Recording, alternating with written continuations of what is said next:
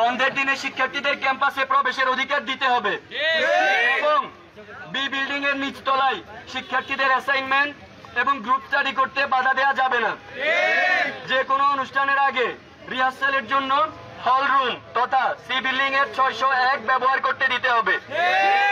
13 নারী শিক্ষার্থীদের হলের সংস্কার প্রয়োজনীয় উপকরণ সরবরাহ এবং রক্ষণাবেক্ষণ করতে হবে।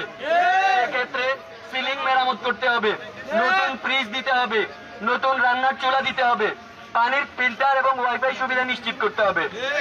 14 বিশ্ববিদ্যালয় নিরাপত্তার স্বার্থে পুরো ক্যাম্পাস সিসি ক্যামেরার আওতায় আনতে হবে এবং বিশ্ববিদ্যালয়ে যে সকল অফিসে শিক্ষার্থীরা সেবার জন্য যায় সেই সকল অফিসে সাউন্ড রেকর্ড যুক্ত সিসি ক্যামেরা স্থাপন করতে হবে। প্রায়ই কর্মচারীদের দ্বারা শিক্ষার্থীদের হেনস্থা হওয়ার অভিযোগ পাওয়া যায়, এমনকি কর্মচারীদের স্যার না ডাকলে তারা সেবা দিতে চায় না। এই সকল বিষয়ে প্রয়োজনীয় পদক্ষেপ নিতে হবে। 15 এবং সর্বশেষ স্থায়ী ক্যাম্পাসে নেয়ার মিথ্যে আশ্বাস বন্ধ করে কার্যকরী পদক্ষেপ নিতে হবে। আগামী 6 মাসের মধ্যে আমরা দৃশ্যমান পদক্ষেপ দেখতে চাই এবং আগামী 1 বছরের মধ্যে অন্তত একটি ডিপার্টমেন্ট স্থায়ী ক্যাম্পাসে নিয়ে যেতে হবে।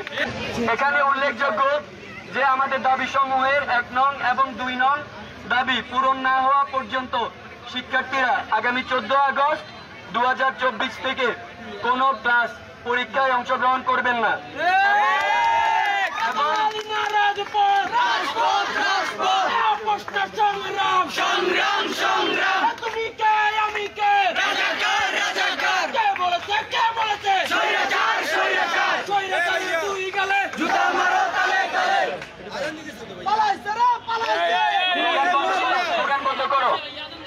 এবং প্রশাসনিক কোন কার্যক্রম চলতে দিব না।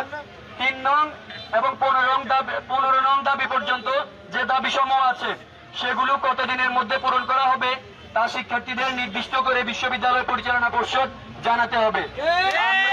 পরিষ্কার ভাষায় আরো উল্লেখ করতে চাই যে 1 নং এবং 2 নং দাবি সমূহ মেনে না নেওয়া পর্যন্ত ক্লাসরুম থেকে শুরু করে বিশ্ববিদ্যালয়ের প্রশাসনিক কোন কার্যক্রম চলতে আমরা দিব না। পরবর্তী কার্যক্রম ঘোষণা করার আগ পর্যন্ত তোমরা বিশ্ববিদ্যালয়ের কোনো কার্যক্রমে অংশগ্রহণ করবে না এবং আজ এখন থেকে পরবর্তী 48 ঘন্টার মধ্যে 1 নং এবং 2 নং দাবির ব্যাপারে আমাদেরকে নিশ্চিত করতে হবে দাবি মেনে নেওয়া হয়েছে বলে মৌখিক কোন বিবৃতি আমরা মানব না। লিখিত আকারে বিশ্ববিদ্যালয় পরিচালনা পর্ষদ তাদের সাইন সহ আমাদের কাছে হস্তান্তর করতে হবে।